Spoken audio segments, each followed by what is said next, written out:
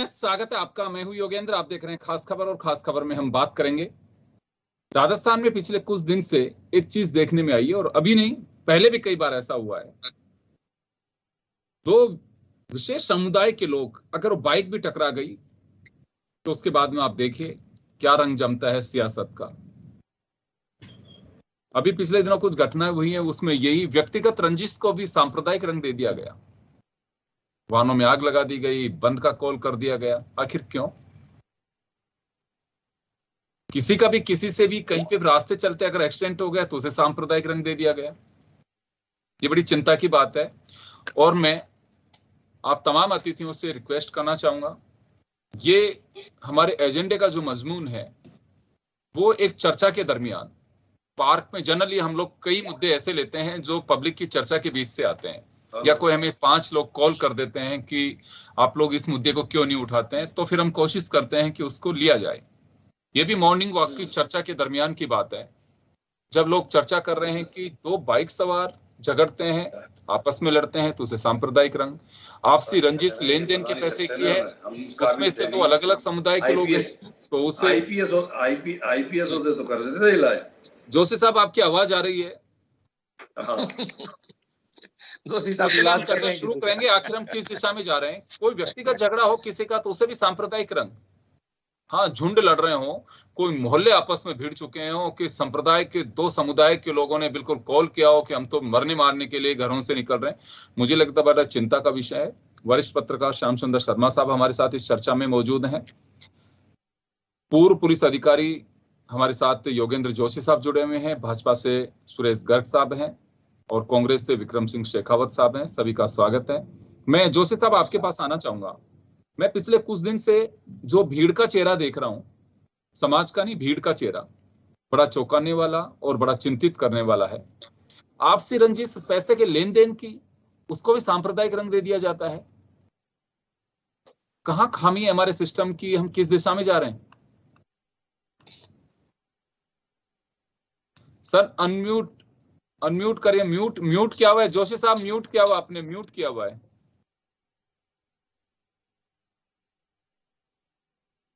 अभी म्यूट है सर, आपने अनम्यूट नहीं किया। हाँ जी, फिर म्यूट कर लिया आपने।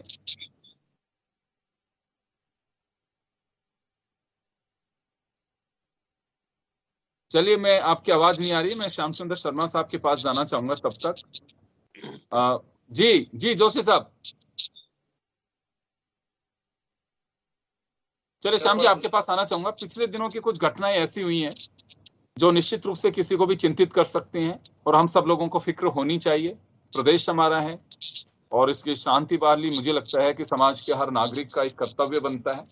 लेकिन व्यक्तिगत पैसे के लेन देन की घटनाएं, वो भी सांप्रदायिक रंग की भेंट चढ़ रही हैं। देखिए योगेंद्र जी, सही बात है। इस प्रदेश में जिस तरह की घटनाएं घट रही है वो चिंता का विषय है। चिंता का विषय इसलिए है कि व्यक्तिगत झगड़े को अगर आप सांप्रदायिक बना देते हो और उसका खामियाजा आम लोगों को उठाना पड़ता है, और वहाँ का माहौल जो खराब हो जाता है, एक दिन के लिए नहीं हमेशा के लिए माहौल खराब होता है। कुछ तो बेरोजगार हो जाते हैं, बहुत सारी स्थितियां इस समाज में जो अच्छाइयां होती है वो समाप्त होकर के दूसरी तरफ चले जाते हैं। तो ये हमको निश्चित रूप से सोचने की वाली बात है। जिस तरह से करौली में हुआ, उसके बाद आपके भीलवाड़ा में हुआ, बारां में हुआ, कोटा में हुआ, बाकी जहां जहां देखें आप कि झगड़ा कुछ था और सांप्रदायिक तनाव हो रहा है, और फिर पुलिस को जिस प्रकार के लाठीचार्ज और फिर सारी चीजें देखने को मिलती है और तनाव हो जाता है। और बहुत 8-8 दिन 7-7 दिन तक अगर जोधपुर वगैरह की जो घटना देखे, उसके बाद क्या ऐसी स्थिति हो जाती है कि जो रोज कमाने वाला है उसकी तो हालत खराब हो जाती है, और सामाजिक परिप्रेक्ष्य में ताना बाना जो बना हुआ है बरसों से वो खत्म हो जाता है। देखिएगा कि पुराने जमाने के लोग थे वो मिलजुल के रहते थे, नए जमाने के लोग में यदि जिस प्रकार की आपसी रंजिश पैदा हो जाती है, और रंजिश एक दिन की नहीं रहती, फिर लंबी चलती है। इसलिए ये बहुत चिंता का विषय है। और आपने सही मुद्दा उठाया, और मैं मान के चलता हूँ कि जो ओछी राजनीति हो गई है, राजनीतिक लोग इसका दुरुपयोग करने लग गए हैं, उसको रोका जाना चाहिए। चले कोई सा भी दल हो, उस पर जितनी कठोर कार्रवाई की जाएगी, क्योंकि स्थिति अब बिल्कुल अलग हो गई है। अब सरकार कब जाएगी कब आएगी, ये सब चीजें अगर इन चीजों से तय होगी तो निश्चित रूप से मान के चलिए आने वाली जो सरकार बनेगी, चाहे कांग्रेस की रिपीट हो या भाजपा की सरकार बनेगी, तो उसको बड़ी चुनौती, ये सारी चुनौती उसको भी झेलनी पड़ेगी। इसलिए ये चिंता का विषय इसलिए कि इसलिए लोगों में जो राजनीतिक लोग, जो परिपक्व लोग हुआ करते थे पहले, वो स्थितियां क्यों खत्म हो गई है। जैसे जो वरिष्ठ नेता होते थे वो सलाह देते थे कि नहीं ऐसा नहीं, ऐसा होना चाहिए, आज वो है ही नहीं। आप तो दंगा करा दीजिए, आप तो फिर हम प्रदर्शन करने वहां पे जाएंगे, और इसको माहौल को लंबा खींचिए जिससे कि हमको राजनीतिक तौर पर लाभ मिल जाए। ये चीजें कभी भी हमेशा समाज को बांटने का काम करती है, क्योंकि जोशी जी के जमाने में भी कुछ हुए थे, तो ये तो क्या है कि फील्ड के अधिकारी हुआ करते थे, एक एक चीजों को जानते थे। आजकल फील्ड के अधिकारी कम हो गए हैं, राजनीतिक परिप्रेक्ष्य में लोग ज्यादा इन्वॉल्व हो गए, तो वो अपने क्षेत्र को संभालने के बजाय दूसरे काम धंधे शुरू ज्यादा करें। भूमाफिया, आपने देखेगा वो सारी चीजें जो आ गई प्रवृत्ति गलत। आता हूं, वापस लौट रहा हूँ श्याम जी, वापस लौटूंगा आपके पास में। जोशी साहब आपके पास आना चाहूंगा मैं। मेरी आवाज आ रही है? एजेंडा मैंने अभी आपको जो बताया उसी तरह से मैं आवाज आ गई? चाहूंगा। हाँ आवाज आ रही है, आपकी आवाज आ रही है। हाँ, अब मैं आपको बताना चाहता हूँ, आप सुनिए। क्या है कि ये इस पर नहीं जाना चाहिए कि अब क्या चल रहा है। हमारे यहाँ जो प्राचीन काल है, हमारा इतिहास 3 भागों में बटा हुआ था। एक प्राचीन काल है, एक मध्यकालीन युग है, एक वर्तमान। प्राचीन काल में हिंदू मुस्लिम सिख ईसाई कोई भी नहीं थे, उसके अंदर हमारी सनातन धर्म हमारे यहाँ मौजूद था। उसके बाद मेडाइवल पीरियड आया जिसमें मुगल्स हमारे देश में आए। तो जब मुगलों ने शासन किया, मुगल जब देश में आए, तो इन्होंने मुगल शासन को, सल्तनत को बढ़ाने के लिए जो यहाँ मौजूद हिंदू राजा थे या वो हैं, उनके साथ युद्ध किए। फिर जब इनका शासन आ गया तो इन्होंने कत्लेआम किए और इस तरह की चीज चलती रही। उस समय में जो सिख समुदाय थे वो उस समय पैदा हुआ जब मुगल हमारे देश में आए। उससे पहले सिख नहीं था, लेकिन इनसे रक्षा के लिए जो दल बनाया गया था वो सिख धर्म हमारे यहाँ मौजूद हुआ। फिर आप देखिए जो वर्तमान में आए तो अंग्रेज आए। अंग्रेज जो आए क्रिश्चियन, ये आए मुगलों के बाद। तो इनका ये नहीं था कि ये कोई हिंदू धर्म की या मुस्लिम धर्म की या कोई ऐसी मस्जिद मंदिर को तोड़े। इन्होंने इस तरह का कोई काम नहीं किया। इन्होंने अपने चर्च स्थापित किए और अपने यहाँ जो क्रिश्चियन थे उनको किया। तो कारण ये है कि जब मेडाइवल पीरियड में जब मुगल हमारे देश में आए तो इन्होंने हिंदुओं के जितने भी मंदिर हैं, मस्जिद हैं, हिंदुओं के साथ कत्लेआम, जैसे जो इतिहासकार बताते हैं और जो इतिहास में देखते हैं, तो ये चीज चली आई। फिर जब भारत के अंदर क्या, मैं एक बात बताऊं कि सिंध में तो इतनी स्थिति थी, सिंध में जो आज पंजाब में है, वहां के जो सिंधी परिवार है उनके साथ इतनी ज्यादा जातियां होती थी कि सिंधियों ने सोचा था वो दुबई और उस तरफ चले गए।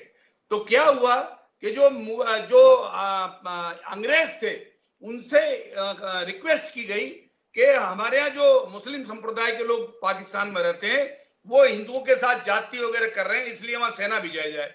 तो उस समय में जब भारत के अंदर अंग्रेजों का शासन था तो अंग्रेजों ने इनको रोकने के लिए पाकिस्तान जो अभी मौजूद है वहां सेनाएं भिजवाई और इनको आतंकवादी जो गतिविधि है, जो हिंदुओं के साथ जो इन्होंने अत्याचार किया, उसे रोका। जब भारत आजाद हुआ तो आप देखिए कि सबसे ज्यादा हिंदुओं का कत्लेआम हुआ। हम अगर इतिहास को उठा के देखें तो उसमें सिख भी मारे गए, उसमें क्रिश्चियन भी मारे गए, उसमें हिंदू भी मारे लेकिन गए। अभी जो घटना सुनिए, आपको मैं बैकग्राउंड बता रहा हूं। अब क्या है देखिए आप, अगर ये चीज हो गई, मैं जब गश्त करता था ना थाने में तो मेरे साइड में एक सिपाही बैठा रहता था, एएसआई बैठते थे, रतन सिंह जी नाम था। तो रात में गश्त कर रहे हैं और अगर सर्दी में कोई कुत्ता बेचारा वो कहीं उखड़ू बन के बैठा हुआ है उस एएसआई की आदत थी, हाथ में डंडा होते उसके फटकारता था। मैंने उसको कहा भाई ये चुपचाप बैठा हुआ है, तुम इसके निकलते तुम इसका डंडा क्यों मारते हो? ऐसा ही, मतलब आप समझिए कि ये बेसिक चला रहा है कि जब पुलिस गश्त में जाएगी तो कुत्ता भौंकेगा, चोर जब आएगा तो कुत्ता नहीं भौंकेगा। दूसरा उदाहरण बता रहा हूं कि जब मोटरसाइकिल, स्कूटर या कार जाती है तो कुत्ता पीछे दौड़ता है, बताओ क्यों? क्या वो पहचानता है? नहीं। और कार वाला देखिए आप, जैसे कुत्ता पीछे दौड़ेगा तो कार वाला बैठा हुआ कार में, फिर भी वो सोचता है मेरी कार में भटका बढ़ लेगा। आप समझ रहे हैं? ये जो टेंडेंसी मैंने आपको बताई है, ये टेंडेंसी हमारे निश्चित हो गई है कि प्राचीन काल से मध्यकालीन युग में आए, मध्यकालीन युग से जो हिंदू और मुस्लिमों में दरार हो गई है वो कंटिन्यू चली आ रही है। अब क्या किया, वर्तमान में जब 1947 में भारत आजाद हुआ तो इस टेंडेंसी को जो राजनीतिक दल थे इन्होंने हथिया लिया। इसका उपयोग अब राजनीतिक दल करने लग गए। इन्होंने क्या सोचा कि ये बड़ा जोरदार काम है, ये जो चीजें शुरू से चली आ रही है मेडाइवल पीरियड से, इसको अपन काम में लो। तो आज ये क्या करते हैं, भाषण हो, कोई भी किसी भी तरह की प्रक्रिया हो, हिंदू मुस्लिम की इनडायरेक्ट बात करते हैं, डायरेक्ट बात नहीं करते। क्योंकि हमारे यहाँ आपने कहा ना एक संप्रदाय दूसरा संप्रदाय, तो हमारे यहाँ क्या करते हैं, इनडायरेक्ट बात करते हैं। और वही स्थिति ये चली आ रही है कि साइकिल से साइकिल भिड़ेगी और हिंदू मुस्लिम दंगे का प्रदर्शन। क्यों?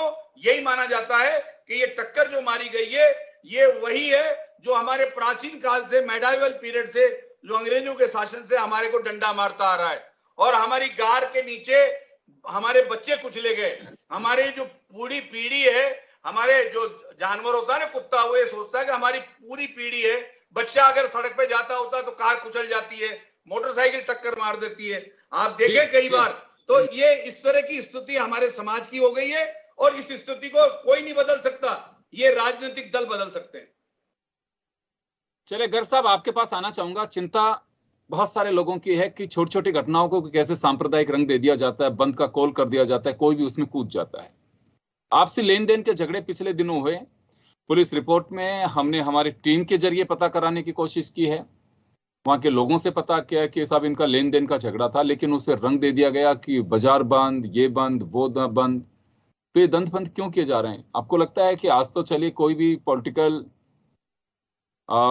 सिनेरियो में बेनिफिट ले सकता है, लेकिन भविष्य की चिंता है हम किसको? देखिए योगेंद्र जी, इसमें भारतीय जनता पार्टी जो इस तरह से बातें करते हैं ना कि भाई आपसी लेन देन में रहना, क्योंकि आपने देखा होगा जोधपुर की घटना है, जोधपुर की घटना आपके सामने है। जोधपुर की घटना के अंदर तो लेन देन का कुछ था ही नहीं हुआ। रात को आपके मूर्ति है, एक स्वतंत्र सेनानी की जो मूर्ति है उसका अनादर किया गया। इसके बाद में सांप्रदायिक दंगा हुआ है, करौली के अंदर सांप्रदायिक दंगा हुआ। तो वहां पे कहाँ मतलब इस तरह की आपसी लेन देन की आप एक जुलूस निकल रहा है, आज जुलूस निकल रहा है, जुलूस के ऊपर पथराव हो रहा है, हनुमानगढ़ के अंदर घटना होती है। तो ये सब चीजें सोची समझी साजिश होती है। एक तुष्टिकरण की राजनीति कांग्रेस जो करती है ना वो सर 12 में भीलवाड़ा में 3-4 घटनाएं हो चुकी हैं। भीलवाड़ा के अंदर आप ये देखिए, भीलवाड़ा के अंदर बच्चे को बुलाकर उसको मारा जाता है। एक बच्चा है उसको बुला के, इंटेंशनली बुलाकर उसको मारा जाता है। तो क्या साबित होता है इससे? इसके बाद में प्रशासन कहाँ चला जाता है? ये प्रशासन की जिम्मेदारी होती है ना, प्रशासन उसको कंट्रोल करे, प्रशासन की जिम्मेदारी होती है। प्रशासन क्यों नहीं है? जब आज कोई आदमी दंगा करता है तो उसको गिरफ्तार क्यों नहीं करते? जो मेन कल्प्रिट है उसको गिरफ्तार क्यों नहीं किया जाता? एक तुष्टिकरण की राजनीति जो होती है वो एक बहुत दुखदायी है। आज करौली के अंदर है या भीलवाड़ा के अंदर हुआ या जोधपुर के अंदर हुआ। जोधपुर के अंदर एक तरीके के पत्थर लेके आप पत्थर बरसा रहे हैं, एक ही तरीके के जेबों के अंदर पत्थर मिल रहे हैं। तो ये क्या है? ये भी एक सांप्रदायिक दंगा कहाँ कौन भड़काया जा रहा है? आप इंटेंशनली होता है ना। तो ये चीजें तुष्टिकरण की राजनीति जो कर रहे हैं वो गलत है इनका। गर्ग साहब, मैं करौली और जोधपुर की घटना का मैं जिक्र नहीं करना चाह रहा। मैं छोटी छोटी उन घटनाओं का जिक्र कर रहा हूं कि जिसमें व्यापारियों के लेन देन की घटना है। आपसे सबको मालूम है कि लेन देन का मामला था इनका, उसके बावजूद भी बंद करा रहे हैं। आपके अग्रिम संगठन उसमें कूद रहे हैं। तो ये सब सबकी हो गई। योगेंद्र जी, अग्रिम संगठन तब आता है जब वो सांप्रदायिकता करते हैं। आज मान लो लेन देन की बात होती है, लेन देन के बाद में अगर मान लो कोई ग्रुप आ जाता है। ग्रुप कैसे आ जाता है? जब अगर मान लो किसी दूसरे व्यक्ति के ऊपर कोई पैसा लेना है, पैसा लेने के बाद में पूरा का पूरा समाज उठ के क्यों आ जाता है साहब? वो जो समाज आता है तो वो गलत है ना। अगर मान लो इस तरह से वो समाज आता है तब जाके वो हिंदू संगठन उसका विरोध करता है। अगर दो व्यक्तियों के बीच में झगड़ा है वो तो वहां तक सीमित होता है, लेकिन उस व्यक्ति को बचाने के लिए पूरा की पूरा समूह आ जाता है, तो वो क्या चीज है? वो सांप्रदायिक क्यों है ना, पूरा समूह क्यों आ जाता है? तो कहाँ पे आया? मैं 2-3 घटनाओं का जिनका जिक्र कर रहा हूँ, वहां पे कहाँ पे आया? भीलवाड़ा में आया।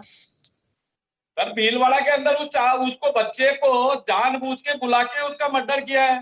भीलवाड़ा के अंदर उसको बुला के मर्डर किया है इंटेंशनली।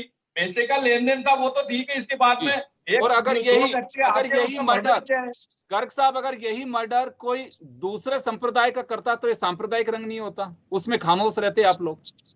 क्यों नहीं? अगर मान लो कोई चीज है तो क्यों सामने भारतीय जनता पार्टी कभी खामोश नहीं रहती? भारतीय जनता पार्टी तो ये देखती ना भाई। आज ये बताओ, मैं लौटूंगा आपके पास, वापस आ रहा हूँ। विक्रम सिंह जी आपके पास आना चाहूंगा। गर्ग साहब का ये कहना है कि तुष्टीकरण की राजनीति की जा रही है और एडमिनिस्ट्रेशन खामोश रहता है जब एक संप्रदाय विशेष के लोग सामने दिखाई देते हैं, तो ये आरोप है बीजेपी का। देखिए, मैं सभी महानुभावों से विनती कर रहा हूं और आप देख रहे हैं कि गर्ग साहब ने स्वयं स्वीकार लिया है, स्वयं सारी चीजों में इन्वॉल्वमेंट की बात उन्होंने खुद स्वीकारी है। ये बहुत ही गलत और सामाजिक समरसता को बिगाड़ने का काम है। पुलिस अधिकारी भी सुन रहे हैं। आप समझते हैं क्या कि पुलिस सांप्रदायिक होकर काम करती है? कोई एक इंसान हो सकता है, लेकिन पूरी पुलिस फोर्स को इस तरह से या एडमिनिस्ट्रेशन को इस तरह से ब्लेम करना जो बिल्कुल ठीक नहीं है। कोई भी प्रशासन जो है सांप्रदायिक नहीं होता है। भाजपा, आप सुनिए गर्ग साहब, सुनिए गर्ग साहब, सुनिए आप। मुझे सारी घटना, मैं भी आपकी तरह सब जुड़ा हूँ। हमको पहले से सूचना थी, इसके बावजूद भी नहीं किया। ये तो आप बर्दाश्त नहीं हो रहा है। आप देखेंगे मीडिया सारी रिपोर्टें सब कुछ ये कह रहा है, और आपके नेता कैसे कूद पड़ते हैं? क्यों सामाजिक घटना को बाहर के लोग जाके उसको उकसाने का काम करते हैं? आप क्यों नहीं वहां के स्थानीय प्रशासन को और वहां के सामाजिक लोगों को, वहां के धार्मिक लोगों को इस तरह के मामले से उठाने का क्यों नहीं अवसर देते? क्यों आप लोग जाते हैं, तुरंत डेलीगेशन जाता है, तुरंत रिपोर्ट हो जाती है और तुरंत मीडिया में बोलना शुरू कर देते हैं? तुष्टीकरण आजकल, पहले ये बीच में सब भाजपा भूल गई थी, आजकल ऊपर से लेके नीचे तक सारे नेता, सब गली कूचे से लेके प्रधानमंत्री और गृह मंत्री जी तक तुष्टीकरण जो है, इसको आप मत्थे मत मड़िए किसी भी पार्टी के और प्रशासन के ऊपर।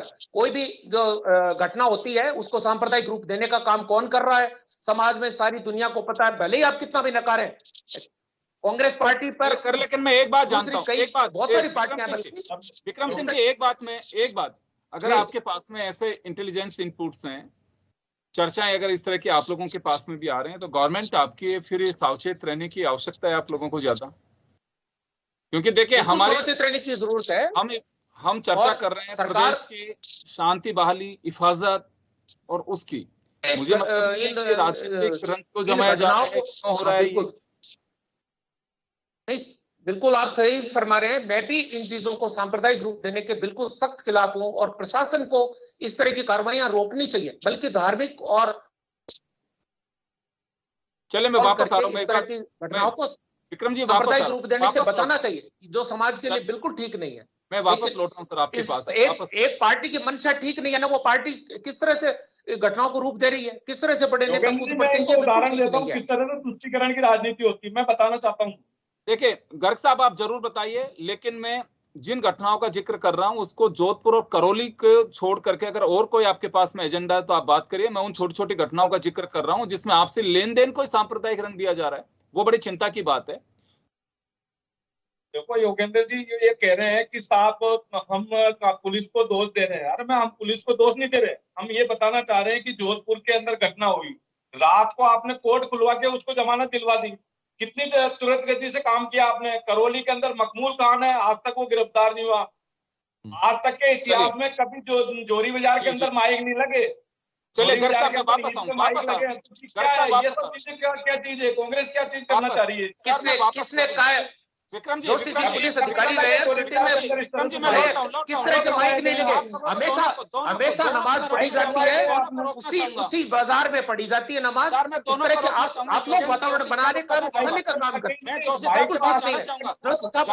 गर्ग साहब और विक्रम सिंह जी, मैं जोशी साहब के पास जाना चाहूंगा। गर्ग साहब मैं जोशी साहब के पास में जाना चाहूंगा। जोशी साहब देखिए, हर राजनीतिक दल का अपना अपना तर्क है और उसे जस्टिफाई भी करते हैं कि हमने इस वजह से ये किया, हमने इस वजह से ये किया।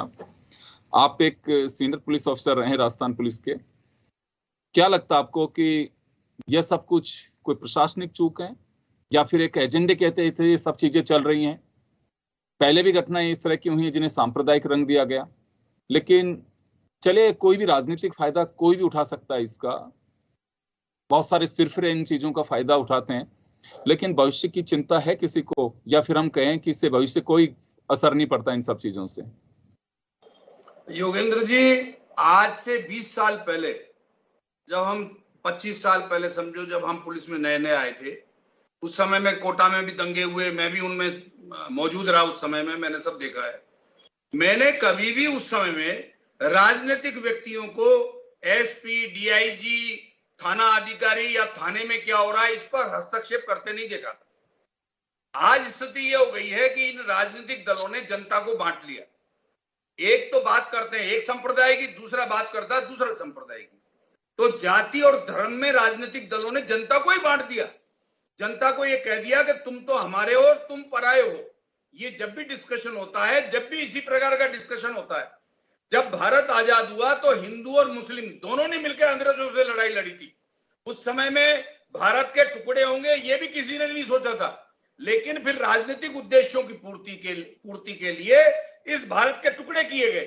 टुकड़े किए तो एक संप्रदाय को एक चीज मिल गई, दूसरे संप्रदाय को दूसरी मिल गई और शांतिपूर्ण ढंग से रह रहे थे। लेकिन फिर क्या हुआ कि जब राजनीति में ये काम तो कर नहीं पाए, न सड़कें बना पाए, न भारत में। आप देखिए, चाइना हमसे थोड़े दिन पहले ही आजाद हुआ था, लेकिन कहां पहुंच गया। लेकिन भारत में इतना डेवलपमेंट क्यों नहीं हुआ? क्योंकि इन लोगों ने क्या किया कि विकास में तो ध्यान दिया नहीं और इन्होंने पब्लिक के अंदर वोटों की राजनीति करने पर ध्यान दिया। और आज उसका पीक है। आज ये पीक हो गया कि अगर बीजेपी वाले बात करेंगे तो ये माना जाएगा कि ये हिंदुओं की पार्टी हो गई, कांग्रेस वाले बात करेंगे तो ये माना जाएगा। और ये सही है कि जहां पर जिस पार्टी का शासन है, पुलिस उनकी पिछलग्गू बनी रहती है, पुलिस उनके कहने से काम करती है। लेकिन आज से 25 साल पहले ऐसा नहीं था। लेकिन आज ये बिल्कुल सही कह रहे हैं, जैसे जोधपुर में जो घटना घटी है, 107, 151 में उनको गिरफ्तार किया। देखिए, जो भी दंगे फसाद में गिरफ्तार होते हैं तो उनको सबक सिखाने के लिए गिरफ्तार किया जाता है। वहां गिरफ्तार किया तो रात में ही तो मजिस्ट्रेट बैठा और रात में ही जमानत देके घर भेज दिया। तो भाई गिरफ्तारी की क्या जरूरत थी? क्यों? क्योंकि उसमें एक संप्रदाय के लोग अधिक थे। दूसरा ये देखिए आप कि एक संप्रदाय की जो गली है उसमें वो संप्रदाय मौजूद नहीं है, घर बंद हैं, दरवाजे लग रहे हैं, लेकिन दूसरे संप्रदाय के लोगों ने तलवारें, लाठी, बाटे, उनकी गाड़ियां तहस नहस कर दी और फिर उनका अब तक कुछ नहीं बिगड़ा। तो क्या है कि जनता में भी इन राजनीतिक दलों ने बिल्कुल विरोध पैदा कर दिया। जनता भी अब दो भागों में बट गई है। एक भाग तो एक पार्टी का हो गया, दूसरा भाग दूसरी पार्टी का हो गया। जी बिल्कुल, आ रहा हूं मैं, वापस आता हूं सर, वापस लौट। योगेंद्र जी सपोर्ट करते हैं ये एक, वापस आ रहा हूं। ये सारी बातें ठीक है जोशी साहब, लेकिन चिंता की बात यह है कि क्या एडमिनिस्ट्रेशन भी सरकारों के साथ कुछ समय के लिए होने लग गया? बिल्कुल योगेंद्र जी, ये मैं कह रहा हूं, शासन के साथ चलने लग गया। पहले ऐसा नहीं था। हमने 89 का दंगा देखा कोटा में, मैं थाना अधिकारी रहा हूं उस समय में 2 जगह। कभी किसी नेता का टेलीफोन कभी किसी के लिए नहीं आया। अगर मैं पकड़ के लाया, मैंने हिंदू मुस्लिम सबको, उन्होंने बस ये था उनका हिंदू मुसलमानों का कहने का कि साहब नारे रुकवा दीजिए, जोशी साहब ये दंगा फसाद रुकवा दीजिए, ऐसे लोग बोला करते थे। वहां कोतवाली के अंदर मीटिंग हुई। श्याम जी आपके पास आना चाहूंगा, ये चीज रुकनी चाहिए। लेकिन जी बिल्कुल जोशी साहब रुकिए। श्याम जी आपके पास आना चाहूंगा मैं एक बार। देखिए, चिंता की बात यह है कि अगर कहीं पे नेग्लिजेंसी होती है उसे कोई बर्दाश्त नहीं करेगा। एडमिनिस्ट्रेशन को सतर्क रहने की आवश्यकता है, जवाबदेही सरकारों की होती है। अगर आपके पास में ऐसे इनपुट्स हैं तो आपका काम है आपको रोकना चाहिए, ये बिल्कुल सही बात है। लेकिन मेरा सवाल जो था, मूल सवाल मैं जोशी साहब से भी जानना चाह रहा था, वो जवाब मेरा अभी तक नहीं मिल पा रहा मुझे। बीजेपी कांग्रेस से तो मैं उम्मीद नहीं कर सकता। मैं आपसे भी जानना चाहूंगा कि मैं 2-3 घटनाएं पिछले दिनों जो हुई हैं, मैंने पहले भी कहा गर्ग साहब से भी और विक्रम सिंह जी से भी, मैं जोधपुर और करौली की घटना का जिक्र नहीं करूंगा यहाँ पे। आपसी लेन देन की बात है, आपसी लेन देन। कि दो वो कभी पार्टनर हुआ करते थे, किसी मामले को लेकर के, पैसे के लेन देन को लेकर के झगड़ा हो गया। और खैर चलिए, लेकिन ये एडमिनिस्ट्रेशन का काम है, उनका बैकग्राउंड भी पता करना चाहिए कि वो पैसा किस मामले में लिया जा रहा था और कैसे दिया जा रहा था और वो काम क्या करते थे। ये एडमिनिस्ट्रेशन का काम है, शायद किया भी होगा ये काम। उसको सांप्रदायिक रंग दे दिया गया, ये चिंता की बात है। तो कहाँ कहाँ किस किस का पक्ष किया जाएगा, ये तो बहुत सारे लोगों में होती है। अगर यही लेन देन अगर किसी दूसरे संप्रदाय के लोगों के साथ में एक संप्रदाय का होता, कुछ नहीं होता। पर होते हैं ऐसे, खूब जूते आपस में खाते हुए देखते हैं और खूब जो होता है, लेकिन नहीं, सामने देखा जाता है कि ये दूसरा मारने वाला या पिटने वाला कौन सा है, कि ये उस संप्रदाय का, ओ फिर देखो आप तांडव। योगेंद्र जी, ये बात सही है। जिस प्रकार का वातावरण मौजूदा स्थिति में देखने को मिल रहा है, पुलिस की पोस्टिंग यदि विधायक के कहने से होगी, तो जब झगड़ा होगा तो निश्चित रूप से फिर वो पक्ष और विपक्ष वाली बात आएगी सामने। ये बात सही है कि जब अगर जिस पार्टी की सत्ता है उस पार्टी के कहने से सारी चीजें होती है। देखिए, पुलिस अगर शासन के अनुसार चलने लग जाती है तो फिर वहां न्याय नहीं कर पाती है, और न्याय नहीं होता है तो फिर ये जिस तरह की स्थितियां पैदा होती है, ये सारी चीजें होती है कि जैसे पुलिस अधिकारी पहले हिस्ट्री सीटर सारी अपने अपने क्षेत्रों का बहुत अधिक ध्यान रखते थे और वो बैठ करके बात करते थे, यार गड़बड़ हुई है तो वो व्यक्ति हो सकता है, तो अरेस्ट कर लेते थे, बहुत सारी चीजें होती। अब वो सारी चीजें है ही नहीं, नॉलेज वो रखते ही नहीं है। वो अधिकारी से अगर पुलिस का अधिकारी निकलता है तो उसका रौब जो पहले होता था वो है ही नहीं। अब वो जिस तरह की स्थितियां हो गई है और जो घटनाक्रम जिस प्रकार से पुलिस अधिकारी किन काम में उलझे गए हैं, और जो मूल काम जो उनका शांति और अपने क्षेत्र को में शांति व्यवस्था बनाए रखने का होता था, वो तो है ही नहीं आजकल। आजकल तो वो दूसरे काम में बिजी हो गए हैं। और जो राजनीतिक परिप्रेक्ष्य में यदि शासन उलझ जाता है तो ये परिणाम सबको देखने पड़ते हैं। और प्रतिपक्ष भी जिस प्रकार से देखिएगा, बेरू सिंह जी का टाइम देखा, जोशी जी ने देखा, वो कभी भी जिस तरह की घटनाएं आज हो रही है, जो इस तरह से कि पार्टी की तत्काल समिति भेज देते हैं और फिर वहां जाकर के इंटरफेयर करना कि भाई ऐसा हो गया। हाँ, कुछ घटनाएं हैं और उसमें पक्षपात होता है, तो आपका ध्येय ये नहीं होता कि आप तरीके से, आपके पास प्रतिपक्ष के नेता हैं, बहुत सारी चीजें, आप मुख्यमंत्री से इस तरह की बातें करिए और ढंग से सिलसिले से उसको सॉल्व करने का प्रयास कीजिए। अब ये नहीं होता। अब तो वातावरण कितनी समय तक बिगड़ा रहे और उसका परिणाम हमको वोटों में कैसे कन्वर्ट हो जाए, अगर ये राजनीति हो रही है तो इस देश के लिए, इस प्रदेश के लिए बहुत बड़ी चिंता का विषय है। इसे नकारा जाना चाहिए। अच्छा वातावरण कैसे बने, जो लोग पुराने लोग थे उनको कैसे सहयोग लिया जाए, ये होना चाहिए। अब अगर सारी चीजें पेशेवर तरीके से हो गई है, जो अलग अलग तरीके से मैं देख रहा हूँ, 2-3 घटनाएं जो हुई है, जिस प्रकार से जितनी जल्दी चिंगारी सुलझ करके और पूरा क्षेत्र दूषित हो जाता है।